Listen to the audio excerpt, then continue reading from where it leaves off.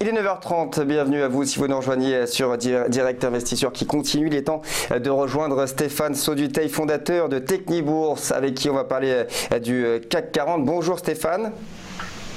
Bonjour à toutes et à tous. Alors, un canal horizontal qui fêtera bientôt ses 5 mois pour le CAC 40.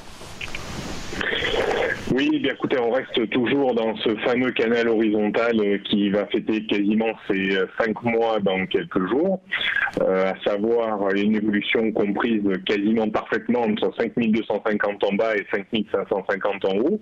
Alors on était revenu au mois de septembre assez rapidement finalement contre la partie supérieure vers les 5550 points, et puis on se disait finalement que les investisseurs voyaient le verre à moitié plein puisqu'ils avaient un peu oublié la guerre commerciale, les problèmes sur les pays émergents étaient un petit peu derrière nous, et donc on se disait à l'époque, peut-être que finalement ça va être le bon moment pour essayer de passer par le haut de ce canal et peut-être monter vers les 5006, 5007. Eh bien non, pour le coup ce sont les marchés américains qui en ont décidé un petit peu autrement, avec le FOMC bien entendu qui a relevé ses taux et puis qui a annoncé certainement une hausse des taux pour décembre, 2 en 2019 et 1 en 2020. Et puis finalement la semaine dernière, les taux longs américains se sont ajustés et puis sont remontés violemment, comme pour finalement acter un petit peu la décision du FOMC, donc ce qui me semble assez logique. Et puis finalement, les investisseurs ont pris un petit peu peur et se sont dit les taux remontent un peu trop rapidement, et puis ça a mis en difficulté les entreprises, les actions américaines. Est-ce que c'est dû notamment sur le dernier rapport sur l'emploi américain ? Pardon ? Est-ce que c'est dû justement sur le dernier rapport sur l'emploi américain, avec un taux de chômage qui est tombé à 3,7% en septembre, son plus bas niveau depuis décembre 1969. Est-ce que ça impacte ça sur le CAC 40 directement ? Écoutez, c'est vrai qu'il y a toujours d'excellentes nouvelles sur le front macroéconomique. On attend maintenant les résultats des sociétés américaines dans quelques semaines maintenant pour voir si le dynamisme de l'économie perdure, mais ce qui devrait à mon sens être encore un petit peu le cas. Mais finalement, les investisseurs voient plus loin que tout ça, même si on est baigné dans un flot de bonnes nouvelles. Ils se sont inquiétés un petit peu de cette remontée un peu trop rapide des taux la semaine dernière. Alors, est-ce que c'est durable? Est-ce que ce stress, c'est simplement finalement une petite correction technique après une vague de records importante? Et puis n'oublions pas qu'on a vécu le 103e record, je crois, de hausse sur Wall Street depuis l'arrivée de Donald Trump il y a quelques mois maintenant, voire années. Donc tout ça en fait a rejailli négativement sur le CAC 40, puisque en fait malheureusement on est beaucoup plus sensible aux mauvaises nouvelles US qu'aux bonnes nouvelles. Bon, bien sûr, il y a la situation européenne qui n'arrange rien, les tensions entre l'Italie et l'Europe. Tout ça fait que nous, on évolue toujours dans un ventre mou, disons, entre 5250 et 5550 points. Et en fait, on a l'impression que c'est une histoire sans fin, que chaque mois, chaque semaine, chaque mois, on revit exactement le même scénario. À chaque fois qu'on retombe sur 5250, on remonte vers 5550 et vice-versa. Donc on se dit, mais qu'est-ce qui fera que l'on sortira de ce grand range? Eh bien, je pense qu'il faudra encore attendre la solution des États-Unis, en espérant bien entendu qu'ils ne décident pas de corriger fortement, parce qu'on sera encore les dindons de la farce. On va parler du Nasdaq 100 pour qui ça se gâte, le ciel se couvre clairement pour le Nasdaq 100. Oui, le Nasdaq 100, donc les valeurs technologiques américaines, ont un petit peu souffert avec cette remontée brutale des taux. On est revenu sur des niveaux assez importants en rythme hebdomadaire. C'est-à-dire que il y a une zone qui va falloir éviter de rompre en clôture de cette semaine. Donc bon, on aura la clôture que vendredi soir. Mais ce sont les 7430 points. C'est un niveau technique, à mon sens, très important par rapport à mes setups graphiques. Si on devait clôturer vendredi soir sous ce niveau-là, on pourrait avoir une correction qui soit peut-être un peu plus significative que ces dernières semaines, avec dans l'idée peut-être de perdre entre 5 et 10%, c'est-à-dire revenir peut-être vers les 7000, voire un peu plus bas, 6800, 7000 points. Donc je pense que c'est une semaine importante. On ne peut pas dire qu'il y ait énormément d'indicateurs macroéconomiques à venir, mais ce qui va driver, je pense, la hausse ou la baisse des marchés américains, c'est le comportement des taux longs. Est-ce qu'ils vont continuer à s'apprécier? Est-ce que finalement ça a été simplement un petit feu de paille et puis ils vont se recalmer? Voilà, je pense que c'est surtout de ce côté-là, cette semaine, qu'il va falloir regarder, plus que la guerre commerciale et plus que les pays émergents. Voilà. Donc, les valeurs pétrolières également, est-ce qu'elles vont avoir un impact aussi sur le Nasdaq? Les valeurs pétrolières qui ont récemment subi des prises de bénéfices, et là, elles avaient récemment progressé, là on constate une baisse.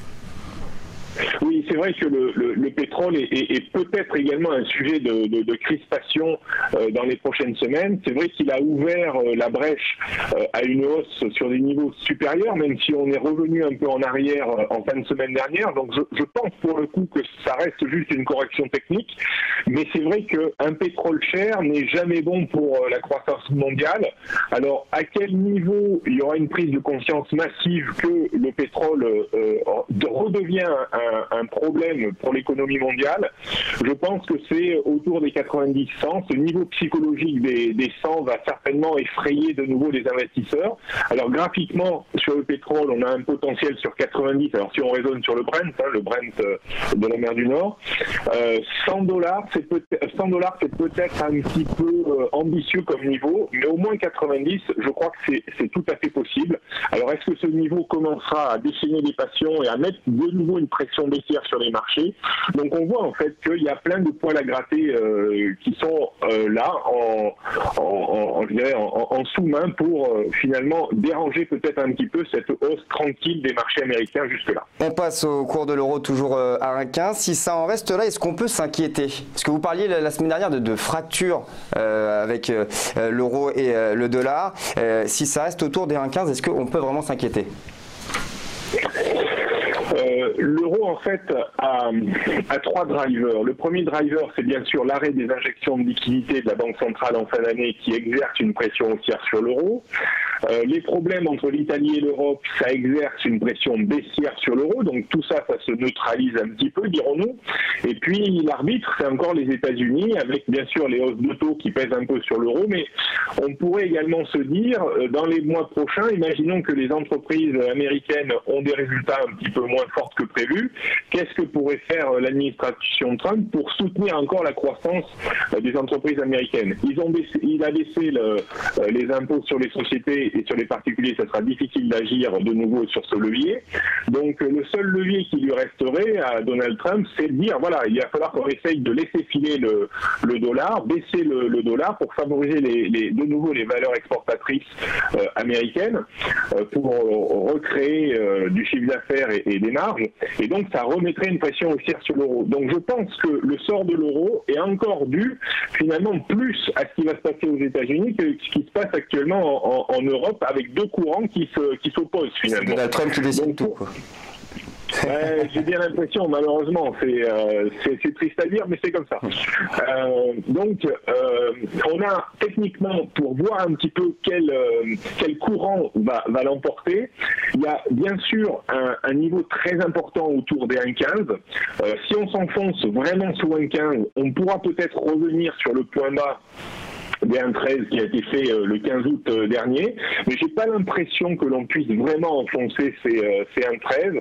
J'ai plutôt l'impression là que finalement on a eu un petit rejet des 1,18, parce que 1,18, au-dessus de 1,18, pour moi c'est vraiment le signal d'une reprise durable de l'euro vers 1,20, 22, voire 1,24.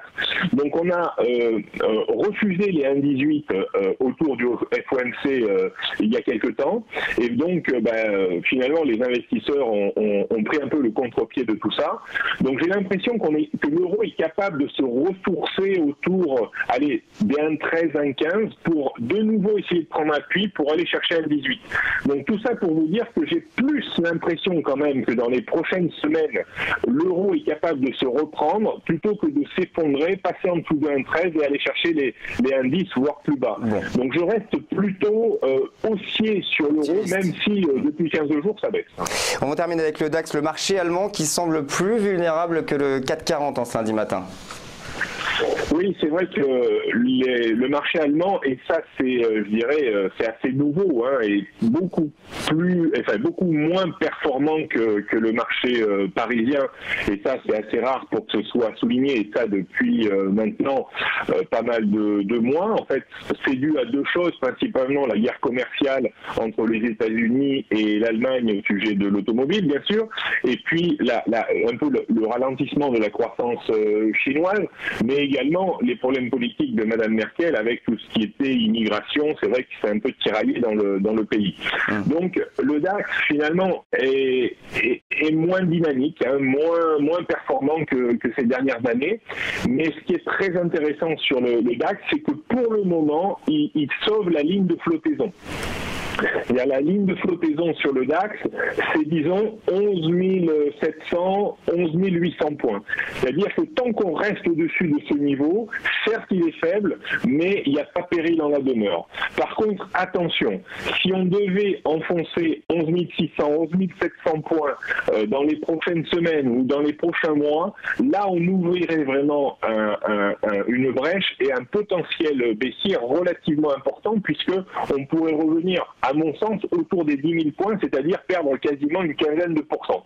Donc, je pense que l'intérêt du DAX, ou l'intérêt que l'on doit avoir sur le DAX, et se pose la question, c'est est-ce que on va être capable de sauvegarder une fois de plus les 11 600, 11 700 pour essayer de rebondir en direction des 12 500 points. 12 500 points, à mon sens, c'est le maximum de hausse à espérer pour le DAX dans ces prochaines semaines. Alors, si vraiment on passait au-dessus des 12 500 points, là, il y aurait un retour en grâce, et là, on pourrait reparler de nouveau des points hauts du DAX. Mais c'est pas mon scénario central. Encore une fois, le déficit italien aura son importance aussi sur le marché allemand, que ce soit sur le marché français, sur tous les marchés européens. On sent que la question du déficit italien impacte énormément sur les marchés boursiers. Oui, il est clair que ce problème italien est une épine du pied dans l'Europe et pour les marchés financiers. Et malheureusement, je pense que c'est un problème qui ne pourra pas se régler en quelques jours, ni en quelques semaines, voire même en quelques mois. Donc, c'est pour ça, je pense qu'il faut faire totalement l'impasse, à mon sens, d'une hausse durable des marchés européens et d'un débordement, par exemple, sur le CAC 40 des 5006, 5007. Donc, tant que ce problème n'est pas réglé, et à mon sens, il va mettre certainement beaucoup de temps à se régler. Donc je pense qu'on va être dans ces marchés un petit peu comme dans lesquels on a été ces derniers mois. Donc cette mouvance de marché risque de durer encore un temps. Donc il vaut mieux être trader que gérant de fonds, parce que les gérants de fonds doivent se tirer les cheveux pour orienter et arbitrer leur portefeuille. Merci beaucoup Stéphane Saudutheil, fondateur de Technibourse. À bientôt sur cette antenne. On marque une petite pause. On se retrouve dans quelques instants. À tout de suite.